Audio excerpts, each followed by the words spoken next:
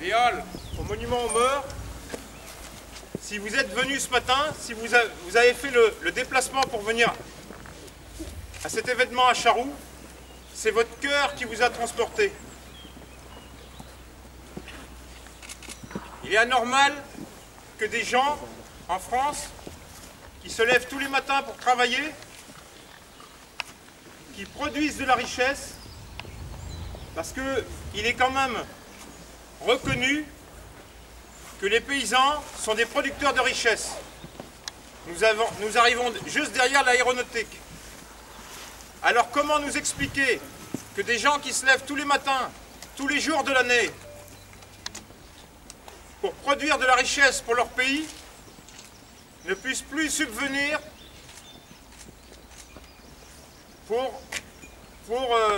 à leurs dettes et honorer leurs factures? C'est tout simplement inadmissible. Je dirais que ces paysans sont des producteurs de richesse, des employeurs de main-d'œuvre et aussi des producteurs de bonheur. La richesse, on en a parlé, pour les autres, pas pour les paysans, malheureusement. Producteurs de bonheur, pourquoi? Parce que vous tous, quand vous avez un événement heureux à fêter, vous invitez votre famille, vous invitez vos amis, ou autour d'une bonne table. Et sur cette table, vous avez la richesse d'un pays qui s'appelle la France, et que ce soit du Périgord à la Bretagne, il y a des produits régionaux exceptionnels. Et on se fait plaisir autour d'une table avec la famille et les amis.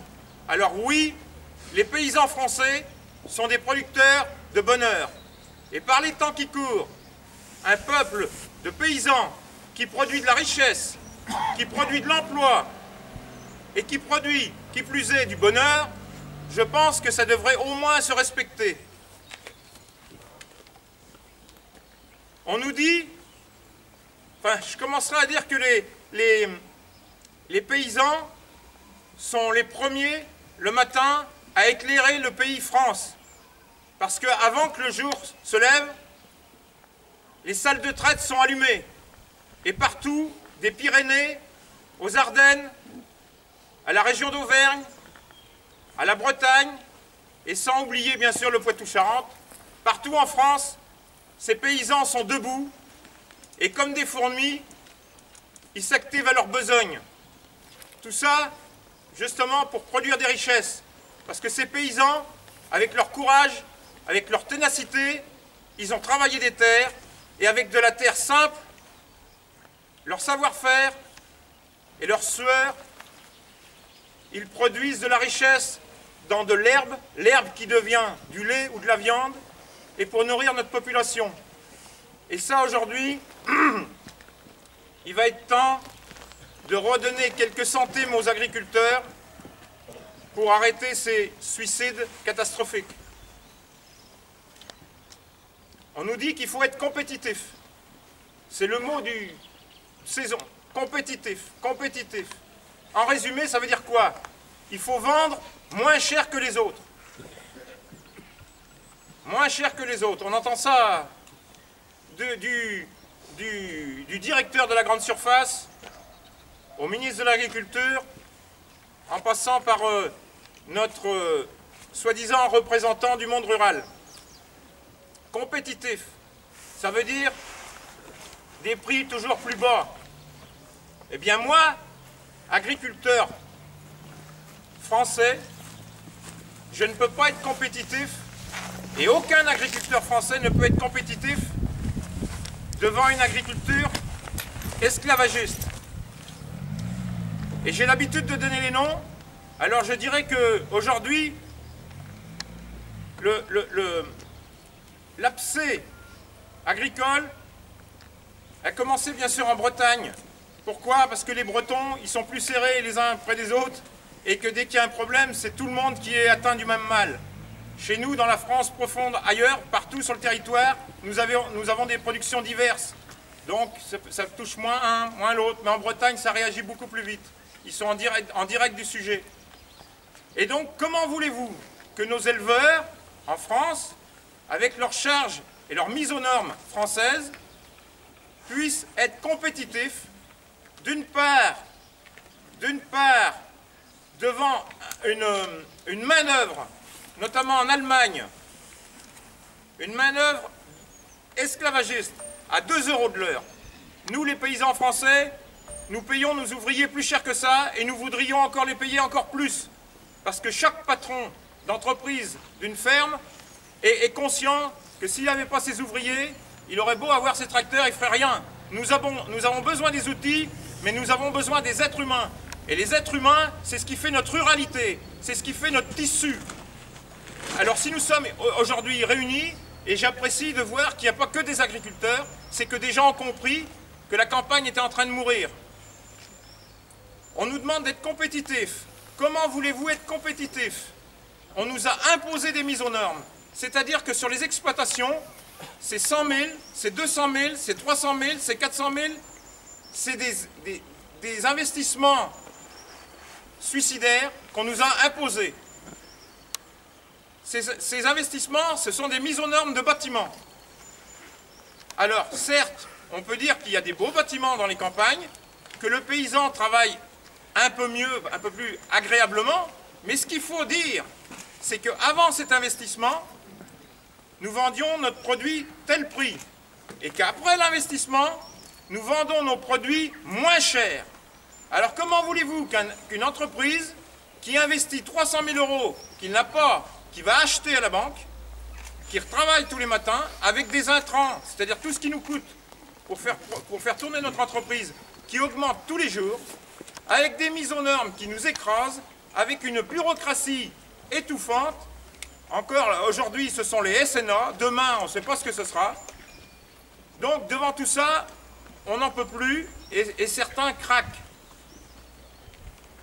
Donc aujourd'hui, nous sommes venus pour honorer leur mémoire et aussi soutenir de tout notre cœur tous les gens qui ont été brisés par ce drame. Parce que derrière eux, il y a tous ces orphelins. Et donc, je voulais insister sur l'aspect humain et dire que dans notre pays, quand il y a une catastrophe, vous avez cette fameuse cellule psychologique. Mais comme en France, les misères sont éloignées, il n'y a pas ces cellules psychologiques.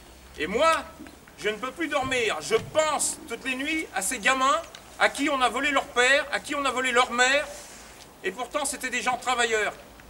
Que peut dire l'État français à ces gamins?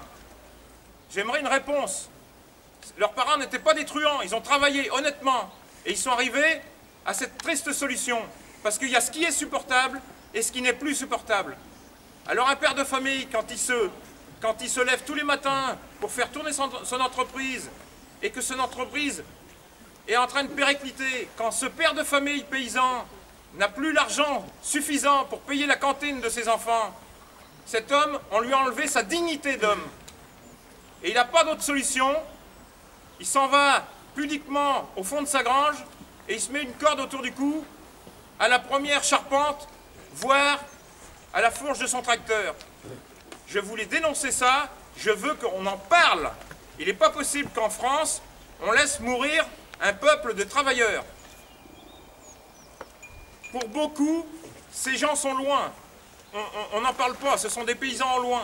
Alors, bien sûr, la pression des manifestations font que, par onde de choc, quand même, nos élus commencent à essayer de trouver des solutions. Il est bien entendu que je ne viens pas ici, aujourd'hui, attaquer spécialement le gouvernement actuel. L'abcès qui va percer dans les semaines qui vont venir, l'abcès qui va percer du monde agricole est une blessure du monde agricole qui est vieille de plusieurs décennies. Mais aujourd'hui, on arrive au stade où ça va éclater. Alors, on a un ministre qui s'appelle Monsieur Valls. Je n'attaque pas sa personne. Je le sens, de mon point de vue, très motivé à la mission de Premier ministre. Par contre, cet homme, apparemment, de mon point de vue, ne connaît rien au monde agricole. Donc, il s'est appuyé sur des conseillers. Ces conseillers lui ont demandé de faire un effort sur nos charges, de diminuer nos charges sociales.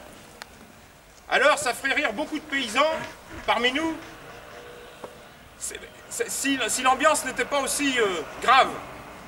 Tout le monde sait dans le monde paysan que nos charges sont directement liées à nos revenus. Alors quand vous avez un revenu zéro, vos charges sont zéro. Alors 7% sur zéro, ça fera zéro. Et 90% de zéro, il aurait pu nous annoncer 90% sur zéro, ça fera toujours zéro. Alors on en a marre de cette image de paysans à qui on donne du pain pour qu'ils continuent de survivre. On va au goutte à goutte, appeler l'État et demander de l'argent. Nous, ce qu'on veut, c'est notre dû. On se lève tous les matins pour travailler nos terres, pour surveiller nos animaux. On y passe nos nuits, on délaisse nos familles. Tout ça pour un produit, pour faire un produit pour la France. Et aujourd'hui, on ne peut plus payer nos factures. Alors ça suffit. Je demande, à chaque fois qu'il y a un souci agricole, le bas qui blesse, c'est l'argent. Alors, on a vu toutes les couleurs politiques se réunir autour d'une table avec des élus et la fameuse filière. Moi, ce que je veux, c'est qu'il y ait des élus, mais que la filière vienne avec sa comptabilité. Alors, l'agriculteur, Louis Dupont, il arrivera avec sa compta. Le négociant arrivera avec sa compta. Et toute la chaîne arrivera avec sa compta. Mais ce que je demande en plus, et surtout, c'est la présence d'un gamin de 10 ans. J'ai bien dit un gamin de 10 ans avec une calculette. Et je vous promets que le gamin de 10 ans, avec une calculette et les revenus de chacun, dans moins d'une demi-heure, il aura su trouver où est le coefficient 3. Donc il faut arrêter de nous tenir par un coup, de nous donner un peu de trésorerie, et de nous diviser avec le reste de la population. Mais apparemment, suite aux différentes manifestations d'agriculteurs, il apparaît que plus de 80% de la population est avec les agriculteurs. Ça ferait rougir plus d'un homme politique. Alors bien sûr, nous les paysans, nous ne pesons pas lourd aujourd'hui au niveau électoral. Nous sommes qu'un petit pourcentage. Mais ce petit pourcentage, actuellement, est suivi par plus de 80% de la population. Alors il serait sain que nos hommes politiques écoutent bien leur potentiel d'électeurs de 80%. Je ne suis pas là pour faire un débat politique. Et je vais en finir. Nous allons déposer cette gerbe en l'honneur de tous nos collègues paysans qui n'ont pas tenu le coup. Aujourd'hui, nous sommes tous en pensée avec eux et avec leurs familles.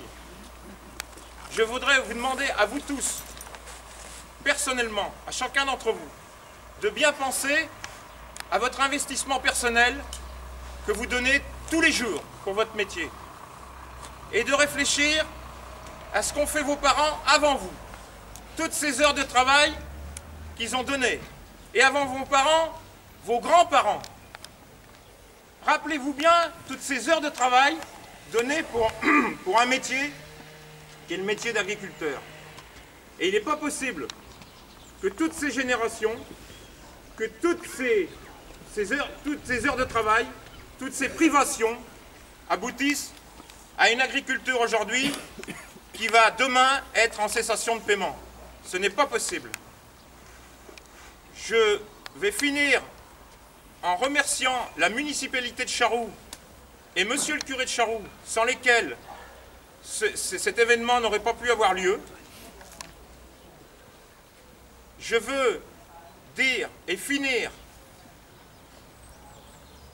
sur les personnes pour lesquelles nous sommes rassemblés ce matin, c'est-à-dire tous ces gens qui sont suicidés, tous ces pères et mères de famille. Alors peut-être que là-haut, dans les sphères les plus hautes de notre pays, ils sont peut-être que des numéros, ils sont peut-être que des chiffres, voire une courbe statistique. Nous, les paysans, nous les connaissions. C'était nos amis, c'était nos frères, c'était nos cousins. Et nous, les paysans, nous les avons décrochés des charpentes, nous les avons décrochés des fourches de tracteurs. Nous ne voulons ni les oublier et nous ne pouvons pas les oublier. Alors ce que je veux dire, c'est que ces gens-là ont laissé derrière eux une famille détruite. Et que ces gens-là, oui, ils étaient des êtres humains avec une famille. Et ces gens-là étaient notre famille. Merci.